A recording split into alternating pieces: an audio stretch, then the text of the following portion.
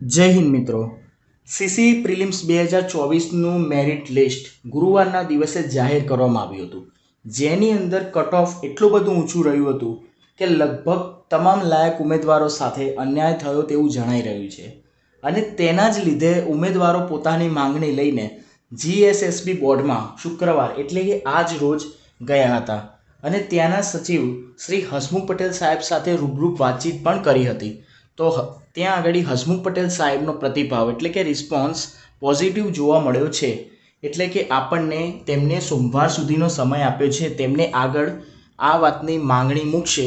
જો ત્યાંથી એક્સેપ્ટ થઈ જાય તો સોમવાર સુધીમાં આ વાતનું એમને જાણ કરી દેશે આપણને કે જીપીએસસી પ્રમાણે મેરિટ બહાર આવવાનું છે કે નહીં અને ખરેખર જીપીએસસી પ્રમાણે જ મેરિટ બનવું જોઈએ, જેથી કરીને તમામ કેટેગરીના ઉમેદવારો સાથે અને નોર્મલાઇઝેશનના કારણે ભોગ બનેલા લાયક ઉમેદવારોને ન્યાય મળી શકે।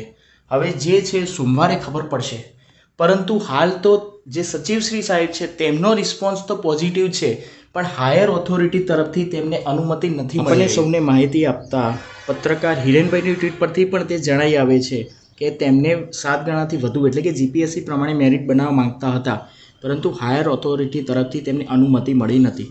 પરંતુ હવે જો સોમવારે આપણા ફેવરમાં રિસ્પોન્સ આવે છે તો પછી તો સવાલ નથી, પરંતુ જો સોમવારે જીપીએસસી પ્રમાણે મેરિટ બનાવવાની આપણી માંગણીનો સ્વીકાર ના થાય તો બની શકે કે મોટી સંખ્યામાં ઉમેદવારોએ ગાંધીનગર જવું પડે રજૂઆતો કરવા માટે। જેટલી મોટી સંખ્યામાં વિદ્યાર્થીઓ ત્યાં આગળ સચિવશ્રીને અને બોર્ડમાં રજૂઆતો અને આવેદનપત્રો આપશે તેટલો આપણો પ્રભાવ પડશે અને બોર્ડ જીપીએસસી પ્રમાણે મેરિટ બનાવશે। તો તે માટે પણ આપણે તૈયાર રહેવું પડશે। તો આગળની તમામ અપડેટ્સ માટે ચેનલને સબસ્ક્રાઈબ કરી દેજો। જેવી કંઈ નવી અપડેટ મળશે હું તમને ચેનલના માધ્યમથી તરત જ અહીં આગળ જણાવી દઈશ। જય હિન્દ, જય ભારત।